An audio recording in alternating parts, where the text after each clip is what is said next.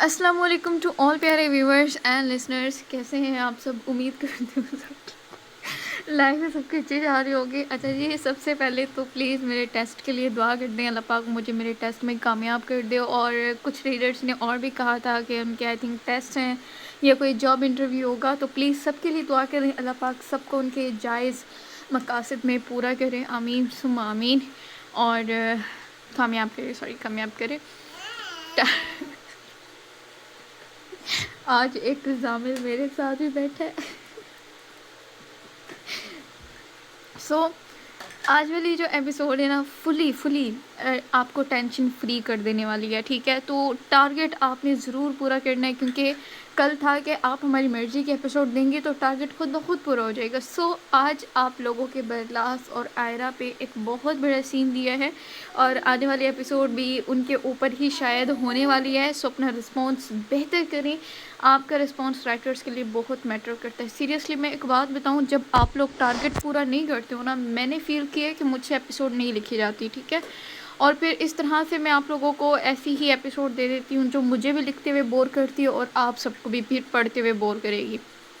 سو اگر تو آپ لوگوں کو ٹینشن فری کر دینے والی ایپیسوڈ چاہیے، اس کے لیے آپ کا ٹارگٹ پورا کرنا بہت ضروری ہے. اور باقی ٹوسٹ تو میں کہتی ہوں کہ اتنے زیادہ باقی ہیں نا، اب تک جتنے بھی ٹوسٹ آئے ہیں وہ ان کے آگے کچھ بھی نہیں ہے. اور سارے کے ٹوسٹ ایسے ہیں جو آپ کا موڈ ایک دم سے فریش کر دیں گے، جن کو پڑھ کے آپ کو بہت مزہ آئے گا. اوکے، اسٹارٹ کرتے ہیں آج کے ایپیسوڈ. برلاس نے ایک نظر اپنے کمرے کو دیکھا جہاں ہر طرف خاموشی تھی. ایک اس ایک اس کا دل تھا.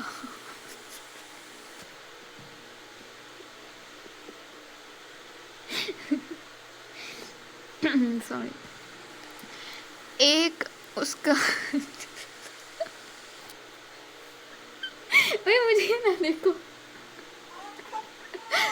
Sorry sorry.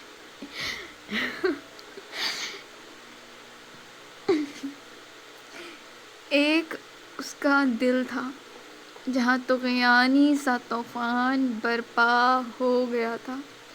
اس نے دھیرے سے آئرہ کو دیکھا،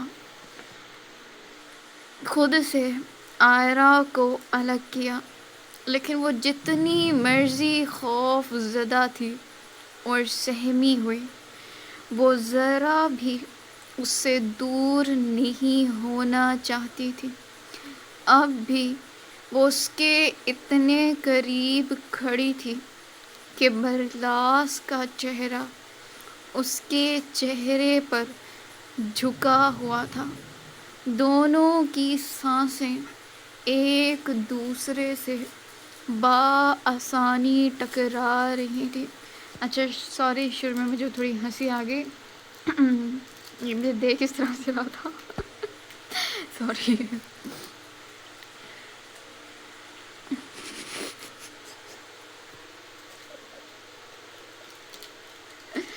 چھوٹے بیبیز کتنے پیارے ہوتے ہیں نا. اللہ پاک سب کو دے، سب کو. آمین ثم آمین آمین. برلاس نے بے خودی کی کیفیت میں مبتلا اس کے چہرے کو انگلی کی پوروں سے چھونے لگا.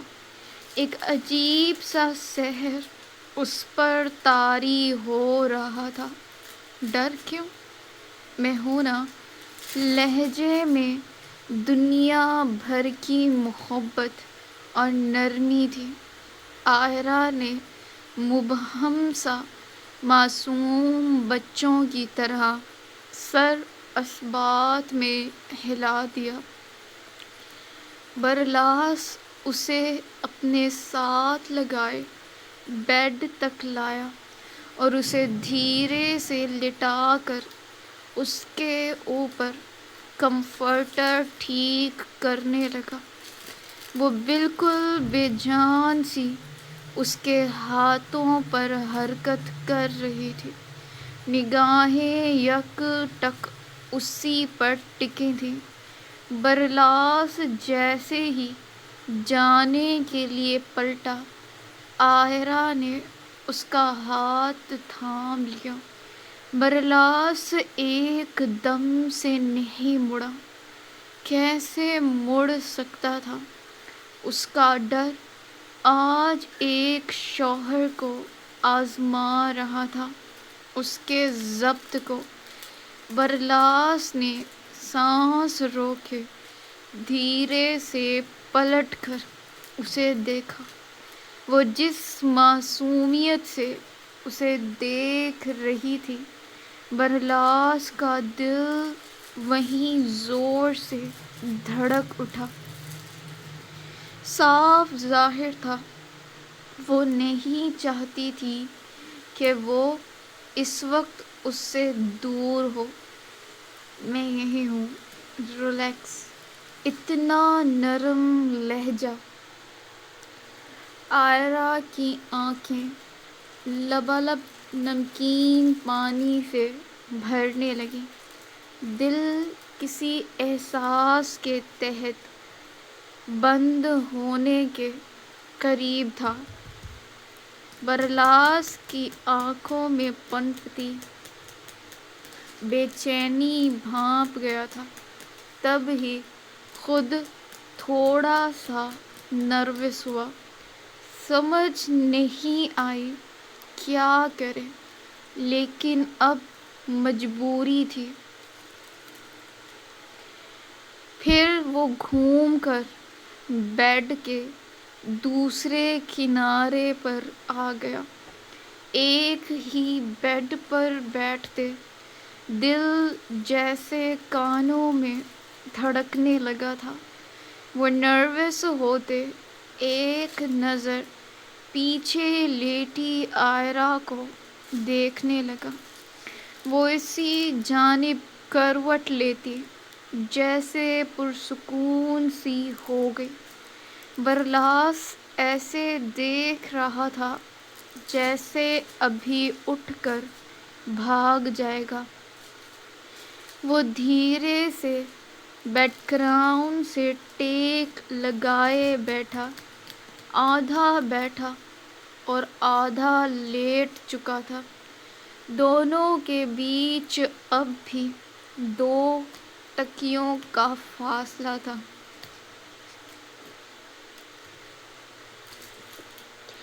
یہ جہازی سائز بیڈ اتنا بڑا نہیں تھا جتنا اب بن گیا تھا۔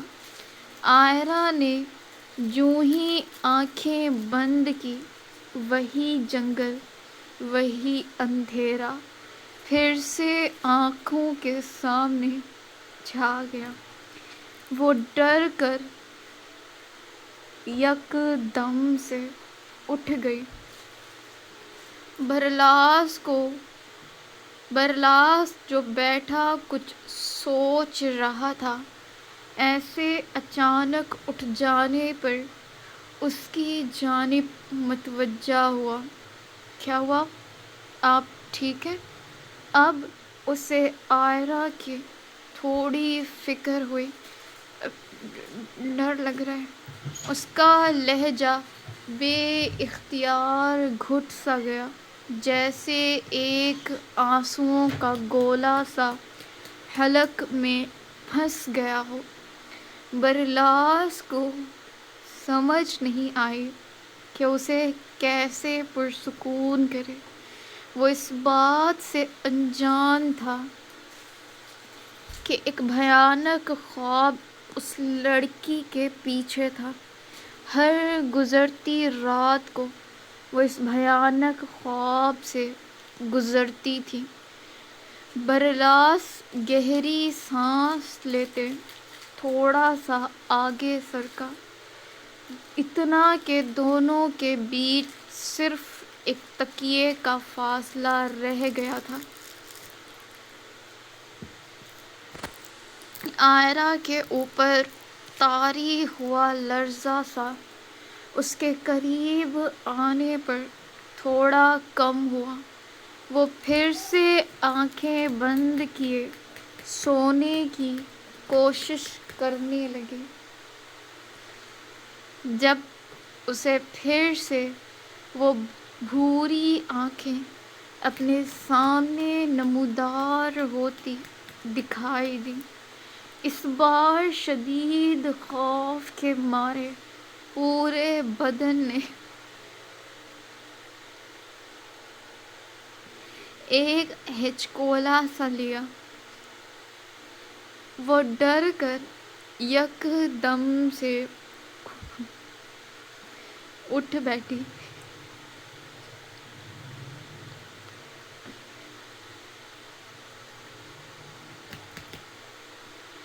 برلاس جو اسے ہی دیکھ رہا تھا، اس کے ایسے اٹھنے پر خود بھی سیدھا ہو بیٹھا۔ میرے خیال سے آپ کی طبیعت نہیں ٹھیک، وہ اندازہ لگاتے فکر مندی سے بولا۔ عائرہ نے پلٹ کر قرب بھری نگاہوں سے اسے دیکھا۔ چہرہ ضبط کے مارے لال ہو رہا تھا۔ وہ یک ٹک اسے دیکھتی رہی۔ برلاس کو بھی سمجھ نہیں آئی جب وہ یک دم سے اس کے سینے سے لگتی بری طرح سے رونے لگی تھی۔ اس کی باقاعدہ کمرے میں سسکیاں گونجنے لگی تھیں۔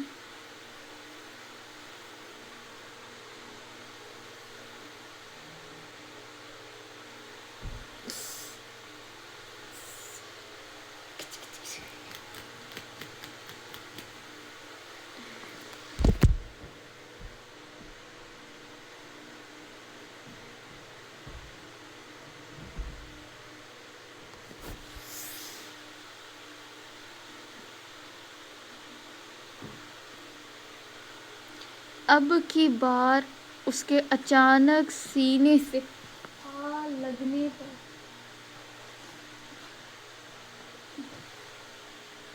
برلاس ہکا بکا سا ہاتھ کھولے اسے دیکھے گیا۔ عائرہ بری طرح سے لرزتی ہوئی مزید اس سے لپٹنے لگی۔ آپ مجھے چھوڑیں گے تو نہیں نا؟ وہ مجھے مار دے گا۔ وہ ہچکیوں میں روتی آنکھیں بند کر گئی۔ برلاس اس کے یوں رونے پر اب ٹھیک ٹھاک پریشان ہونے لگا تھا۔ اس نے دھیرے سے اپنے بازو عائرہ کے گرد مائل کرتے اسے مزید اپنے قریب کر لیا۔ کوئی نہیں مارے گا آپ کو، وہ بے اختیار اسے خود میں سماتے جس مان سے بولا تھا۔ عائرہ کو لگا جیسے کوئی ڈر خوف اس کے نزدیک چھو کر بھی نہیں گزرا تھا۔ وہ برلاس کی گود میں ایسے ڈھیلی پڑ گئی جیسے کوئی چھوٹی بچی ہو۔ وہ دھیرے دھیرے نرم ہاتھوں سے اس کی کمر سہلاتے ہوئے بیڈ پر لٹا گیا، لیکن عائرہ نے اب بھی سختی سے اپنے بازو برلاس کی گردن کے گرد لپیٹ رکھے تھے، جس سے برلاس اس وقت نامحسوس طریقے سے اس کے اوپر کسی سائے کی طرح پھیلتے اسے خود میں چھپا گیا۔ اس کے اتنے قریب ہونے پر برلاس کے وجود میں ایک جان لیوا ہلچل سی مچ گئی۔ وہ بے اختیار عائرہ کی ٹانگوں میں اپنی ٹانگیں الجھانے لگا۔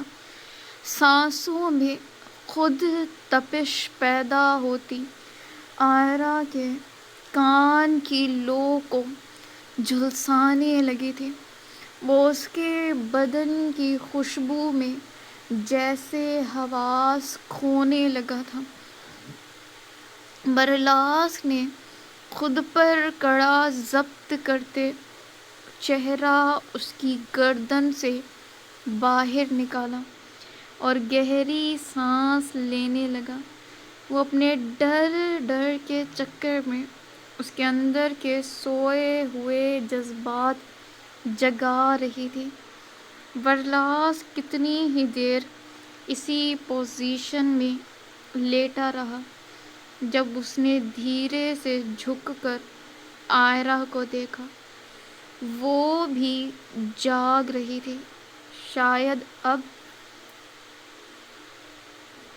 آنکھیں بند کرتے ہوئے بھی ڈر رہی تھی۔ نیند نہیں آ رہی؟ برلاس سرگوشی نما انداز میں پوچھنے لگا۔ آئرہ نے بنا اس کی جانب دیکھے سر نفی میں ہلا دیا۔ برلاس نے گردن موڑ کر گھڑی دیکھی، جہاں 3 بج رہے تھے۔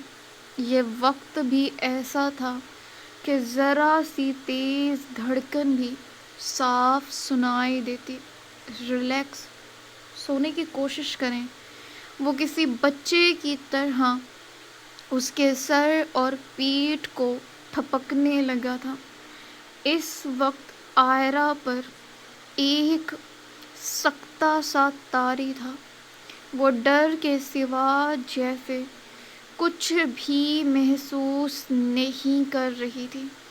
وہ برلاس کی بات مان کر آنکھیں بند کر گئی۔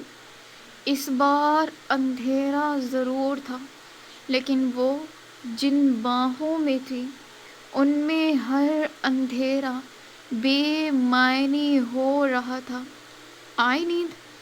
ٹھیک 5 منٹ بعد اس نے دھیمی آواز میں پوچھا۔ آئرہ نے پھر سر نفی میں ہلا دیا، لیکن آنکھیں نہیں کھولیں۔ برلاس نے ضبط سے لب بھینچے۔ اوکے، اب آئے گی۔ وہ آئرہ کو چھوڑے اٹھ کر گھٹنوں کے بل بیٹھتا اپنی شرٹ اتارنے لگا، جسے دیکھ آئرہ چیخ مارتی اپنی آنکھوں پر ہاتھ رکھنے لگی تھی۔ جب اس کی چیخ پر برلاس اس کے منہ پر ہاتھ رکھنے کے چکر میں بوکھلا کر اس کے اوپر دھڑام سے آ گرا۔ چیخ کیوں رہی ہو پاگل لڑکی؟ کسی نے سن لی تو؟ ہاں، کوئی سن لیتا تو الزام اس بیچارے کی معصومیت پر لگ جاتا، جو کہ سرے سے ہی بے قصور تھا۔ آئرہ پھر بھی کچھ نہیں بولی۔ وہ بس آنکھیں بند کیے تھوڑی سی کانپنے لگی تھی۔ برلاس نے اس کی معصومیت دیکھ اپنے جذباتوں پر فاتحہ پڑھی اور اس سے تھوڑا فاصلہ بنا کر دیکھنے لگا، لیکن اسے خود سے تھوڑا سا بھی دور کھسکتے محسوس کر آئرہ کی آنکھیں پٹ سے کھل گئیں۔ برلاس نے آنکھیں گھما کر منہ سے لمبی سانس خارج کی اور سر پیچھے تکیے پر گرا گیا۔ وہ خاموش لیٹا چھت دیکھ رہا تھا، جب آئرہ ڈرتی ڈرتی تھوڑی سی آگے کھسک کر اس کے بے حد قریب ہو گئی۔ اس سے پہلے برلاس اسے دیکھتا، وہ جھٹ سے زور سے آنکھیں میچ گئی۔ برلاس نے واقعی ایک نظر اسے دیکھا، لیکن اس کے لبوں پر ایک دلکش مسکراہٹ سی پھیل گئی۔ اب سو جائیں، ورنہ یہ طریقہ اپناتے دیر نہیں کروں گا۔ خواہ میں جاگنے کا کوئی تو فائدہ ہو۔ اس کی اتنی دھڑلے سے کی جانے والی بے باک بات پر آئرہ کے کان کی لوئیں تک سرخ پڑی، لیکن پھر اس خواب کو یاد کرتی بیچاری اس کی باہوں میں ہی اور زور سے آنکھیں بند کر گئی۔ پھر کہاں وہ تھوڑی سی بھی ہلی تھی۔ اب تو آئرہ بی بی یہ جا وہ جا نیند کی گہری وادیوں میں گم ہو گئی۔ برلاس جو اس کے سونے کے انتظار میں تھا، اس کی اپنی کب آنکھ لگی اسے خود بھی پتہ نہیں چلا۔ موسم صبح صبح ہی کافی سرد تھا۔ جمل نے بچوں کو موٹے کپڑے پہنا کر لاؤنج میں چھوڑ دیا تھا۔ عبدالباری اور ژالے کا ڈریس ایک جیسا تھا، کیوٹ سے ٹیڈی بیئر والا کاسٹیوم، لیکن ایک پاشا کی فتنہ اولاد تھی جو ڈریگن والا کاسٹیوم پہنے اپنی ہی پونچھ کو پکڑ پکڑ کر اچھل رہا تھا۔ واش دیٹ ماما، واش دیٹ۔ جامل اپنی پونچھ پکڑے جمل کے پیچھے پیچھے گھوم رہا تھا۔ وہ 1000 بار کام کے بیچ اسے بتا چکی تھی کہ اس کی ٹیل ہے، لیکن وہ کیا جانے ٹیل کیا ہوتی ہے۔ زامی، اب تم پٹنے کے موڈ میں ہو، جا کر ژالے باری کے ساتھ کھیلو۔ وہ مصنوعی سا ڈپٹ کر کشن بدلنے لگی۔ ایک وہی تھی جو صبح سب سے پہلے جاگ جاتی تھی بچوں کی وجہ سے، اور ایک کومل میر تھی باری کو کمرے سے باہر بھیجتی، خود مست نیند پوری کرتی تھی۔ نہ میں نالاج، میں ناراض ہو گیا۔ وہ وہیں ٹھنڈے فرش پر الٹا لیٹ کر بنا آنسوؤں کے رونے لگا۔ اب جامل پوچھ رہا تھا تو بتاؤ نا کہ یہ کیا ہے۔ زامی، فرش ٹھنڈا ہے، اٹھو۔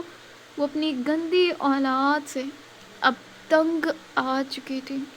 جمل اسے اٹھا کر یوں ہی صوفے پر چھوڑ کر گئی۔ وہ پھر سے نیچے اتر کر فرش پر لیٹ کر رونے لگا، جیسے ضد تھی کہ روئے گا تو وہ بھی فرش پر ہی۔ ماں نے جو اس کو یہاں لیٹنے سے منع کر دیا تھا۔ زامی، اب میں پٹائی کروں گی آپ کی، اٹھو جلدی سے۔ جمل دور سے اسے ڈانٹنے لگی۔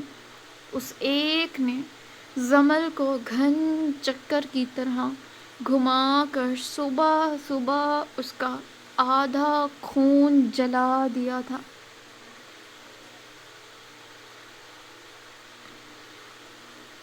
کیا ہوا؟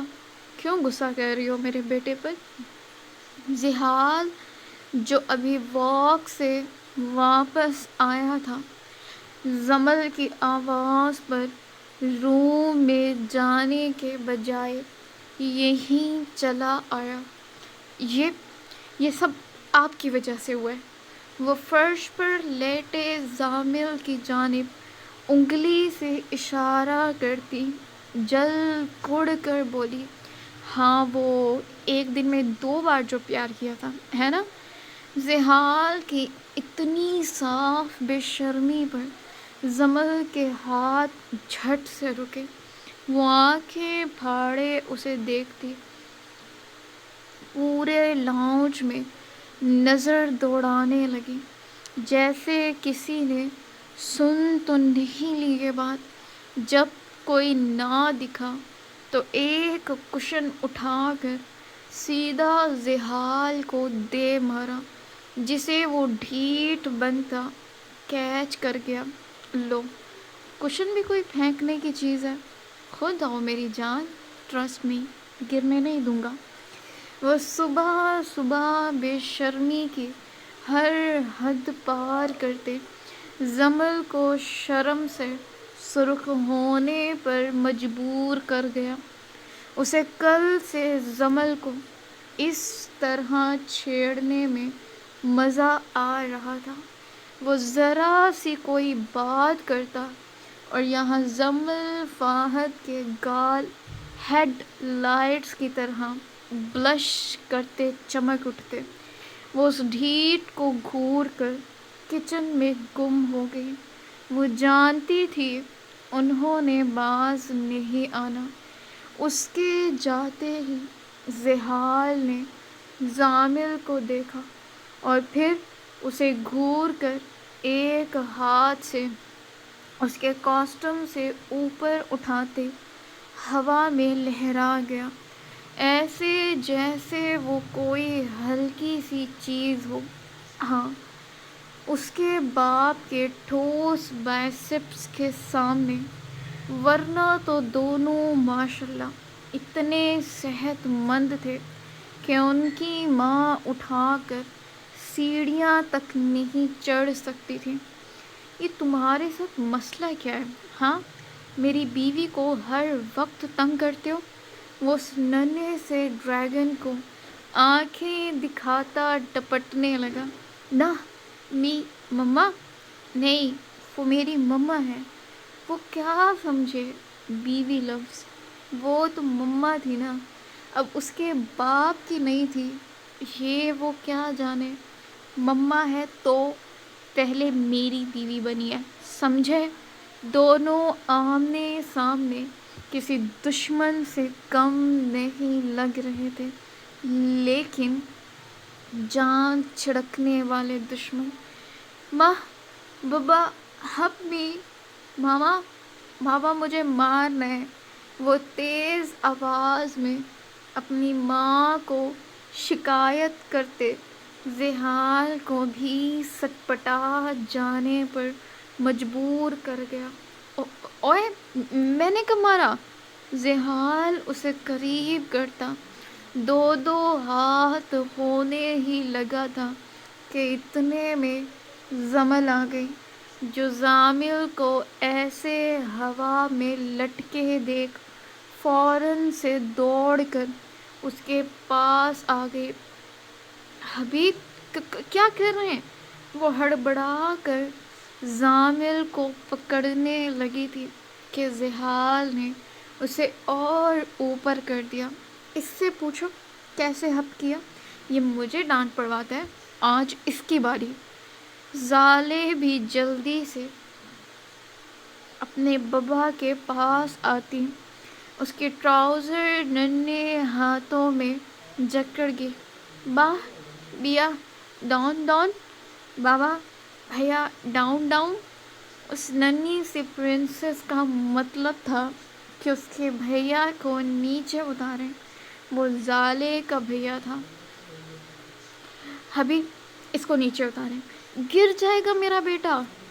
اسے الگ ہی زامل کو ایسے ہوا میں لٹکے دیکھ ہال سے اٹھ رہے تھے۔ تمہارا؟ ہاں، تمہارا۔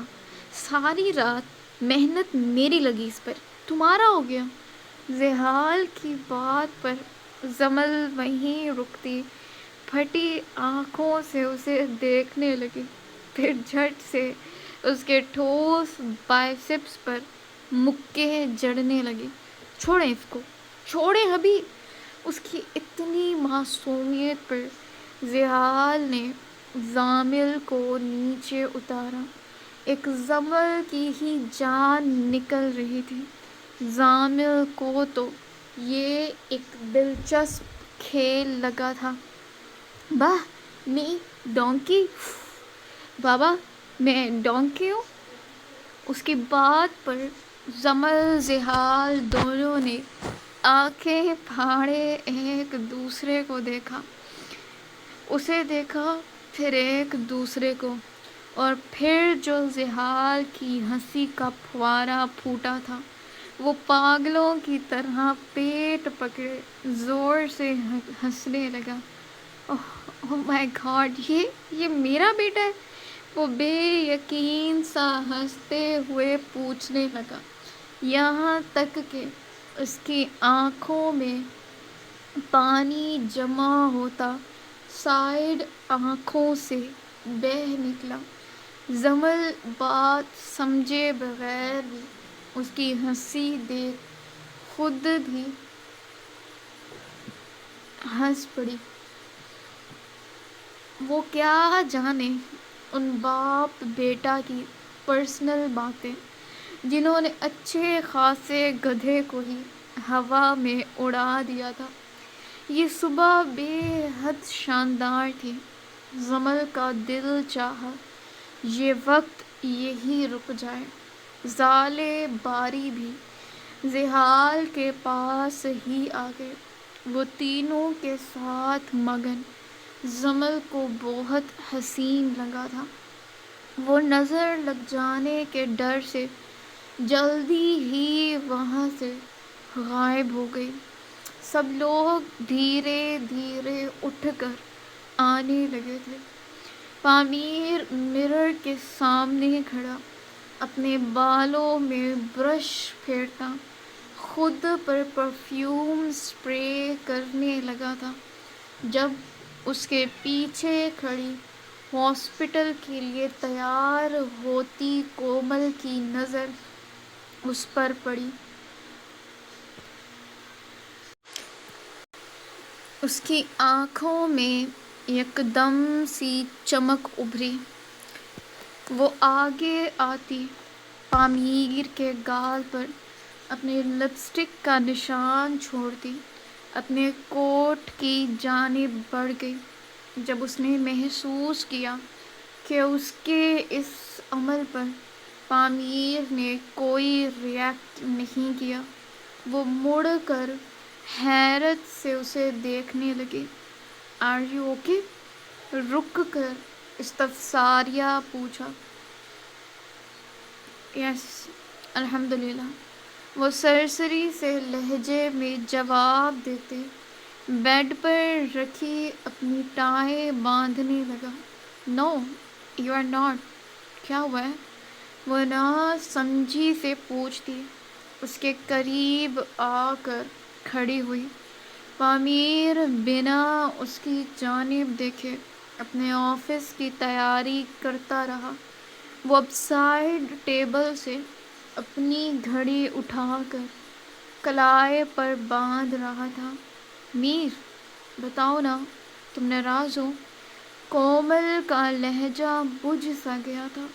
اسے اپنی صبح اس کی مسکراہٹ سے حسین لگتی تھی، لیکن اب پامیر بنا جواب دیے جانے ہی لگا تھا جب کومل نے اس کا بازو تھام کر اسے یہیں روک لیا۔ "تم ایسے نہیں جا سکتے، مجھے بتاؤ کیا ہوا ہے؟ کل سے تمہارا موڈ آف ہے." وہ واقعی کل شام سے نوٹ کر رہی تھی۔ پامیر نے نہ زیادہ اس سے بات کی اور نہ ہی کسی بات پر ہنسا تھا۔ "موڈ آف ہے تو رہنے دو آف"۔ لہجے میں بے رخی صاف جھلکی تھی۔ کومل کو لگا جیسے کسی نے اس کے دل کو مٹھی میں لے لیا ہو۔ "نہیں، میں نہیں رہنے دے سکتی، جواب چاہیے مجھے"۔ وہ اس کے سامنے کھڑی ڈٹ سی گئی تھی۔ دونوں کا رشتہ شروع دن سے برابری پر چلا تھا۔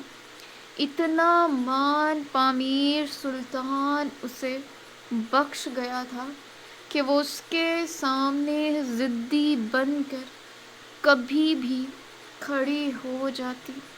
کومل دھیرے سے اس کے قریب آتی پامیر کی آنکھوں میں دیکھنے لگی۔ "بولو نا میر"۔ لہجہ افسردہ اور دھیما تھا۔ "تم نے میری محبت کا ناجائز فائدہ اٹھا کر مجھے بھائی کی نظر میں گرا دیا کومل۔ آج کتنے دنوں بعد پامیر کا لہجہ بوجھل ہوا تھا، اسے رہ رہ کر زحال کی وہ نگاہیں یاد آ رہی تھیں جن میں ڈھیروں اس کے لیے شکایتیں تھیں۔ ان کی اہمیت کوئی ان 4 بھائیوں سے پوچھتا جن کے لیے صرف نگاہیں تک ایک دوسرے سے پھیر لینا بھی جان لبوں تک لے آنے والی بات تھی۔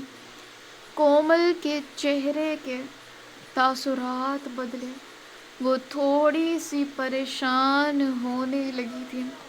آئی ایم سو سوری میر، میں صرف گل کو، وہ دھیرے دھیرے پامیر کو گل اور ڈاکٹر برہان کے بارے میں سب بتاتی چلی گئی، جسے سن کر پامیر کا تو یکدم سے سر ہی چکرا گیا۔ واٹ؟ یہ کیا کر رہی ہو تم پاگل ہو گئی ہو؟ اس کی آواز نامحسوس طریقے سے بلند ہوتی کومل کو ایک پل کے لیے حیران کر گئی۔ اوہ میرے خدایا، تم ایسا کیسے کر سکتی ہو؟ اتنی بڑی بے وقوفی کیسے؟ اس بات کی نوعیت کا اندازہ کومل کو پامیر کے ریاکشن سے بخوبی ہو رہا تھا۔ وہ سر پکڑے بیڈ پر بیٹھ گیا، چہرے پر ازحد پریشانی کے اثرات واضح ہونے لگے تھے۔ تم یہ بات جانتی ہو؟ اگر بھائی کو پتہ چل گیا تو گولی مار دیں گے تمہیں۔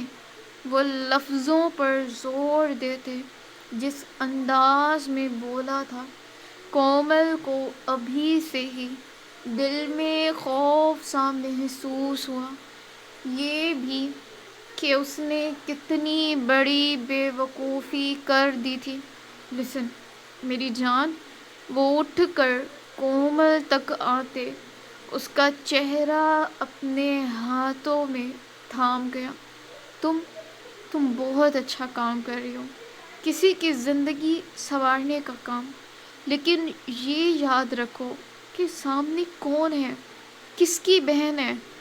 وہ ڈھکے چھپے لفظوں میں کومل کو وہ سب باور کروا رہا تھا جس کا وہ کبھی سوچ بھی نہیں سکتی تھی۔ یہی کام کوئی اور سر انجام دینے کی صرف کوشش بھی کر لیتا تو انجام اتنا برا پاتا کہ رہتی دنیا تک کوئی زرتشم نوشیروال کی جانب دیکھنے کی ہمت تک نہ کرتا۔ تم سمجھ رہی ہو نا؟ تو یہ بات جو تم نے مجھ سے کہی ہے، غلطی سے بھی گھر میں کسی کے سامنے مت کر دینا۔ کسی کے ذریعے غلطی سے بھی یہ بات بھائی کے کانوں تک پہنچی تو وہ طوفان کھڑا کر دیں گے۔ کومل اس کی ہر بات بخوبی سن اور سمجھ رہی تھی۔ اچھائی بعد میں تھی، لیکن اس کے لیے پہلے اپنے میر کا رشتہ اس کے باپ کے لیے اہم تھا۔ وہ مر کر بھی اس رشتے میں اپنی وجہ سے کوئی درار پیدا نہیں کرنا چاہتی تھی۔ وہ پامیر کے سینے سے لگتی اپنے نچلے لب کو دانتوں میں دبا گئی۔ Sorry Mir, I'm so sorry، میں کبھی نہیں کروں گی ایسا، کبھی بھی نہیں۔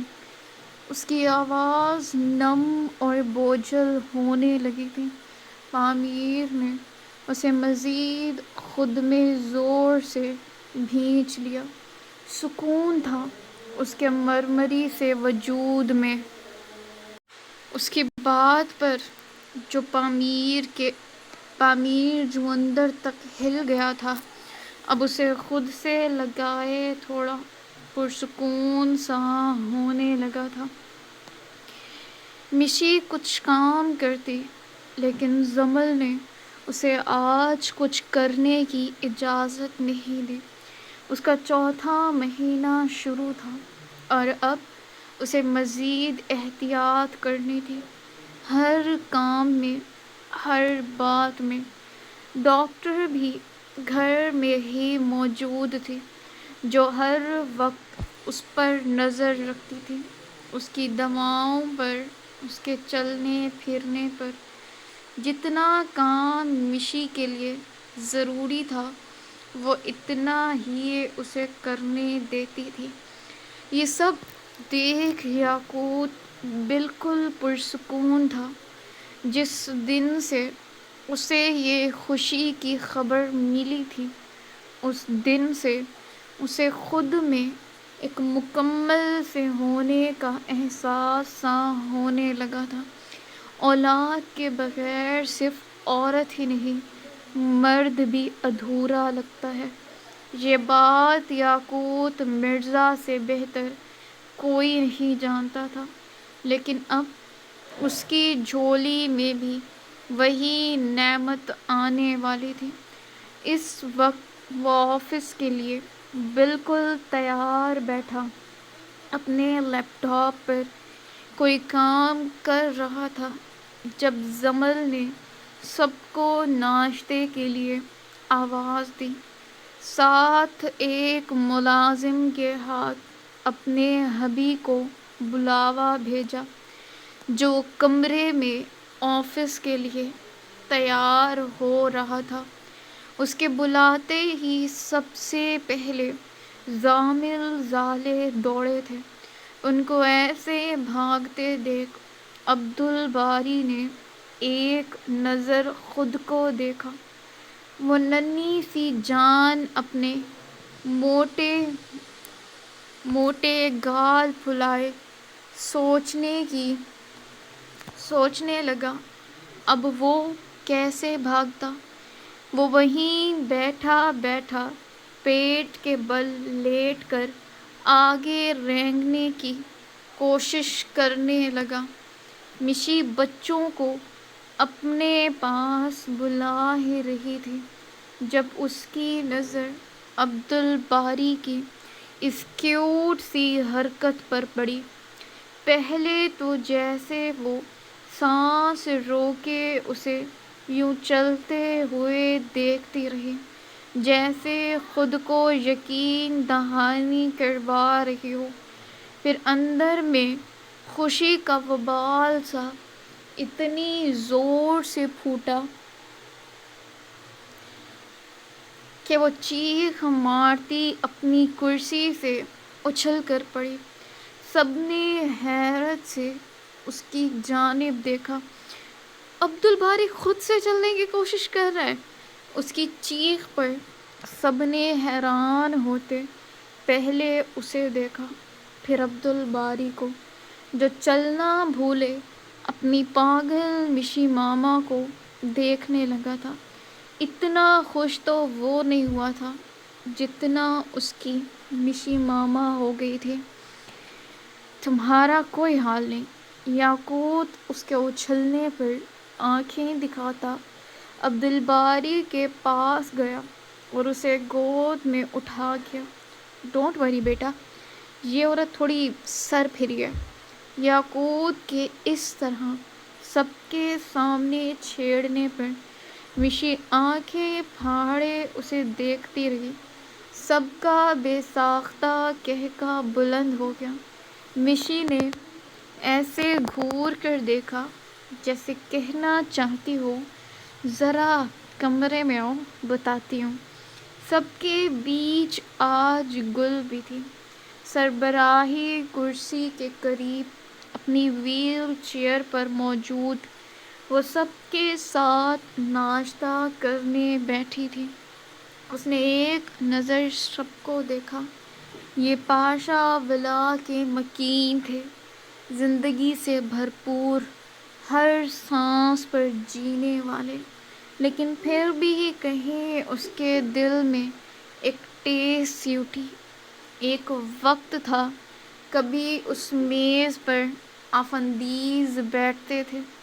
وقت بدلتا ہے، انسان پل میں ماضی ہو جاتا ہے، لیکن کچھ پیچھے رہتا ہے تو بہت کچھ آگے مل جاتا ہے. پھر بھی جیسے پیچھے رہ جانے والی چیزوں کا دکھ آگے ملنے والی خوشیوں پر بھاری تھا. برلاس کہاں ہے؟ زحال نے ایک نظر ڈائننگ ٹیبل پر دوڑائی. وہاں آئرہ اور برلاس دونوں ہی نہیں تھے. مشی اور یاقوت نے ایک دوسرے کی جانب دیکھا. دونوں کے ہی چہروں پر شرارتی مسکراہٹ رقص کرنے لگی تھی، جیسے کچھ یاد آ گیا ہو. سو ویورس، یہ تھی ایپیسوڈ آج کی. امید کرتی ہوں آپ کو پسند آئی ہوگی. پیارا پیارا سا رسپانس کریں، میرے ٹیسٹ کے لیے دعا کریں. Take care. اللہ حافظ.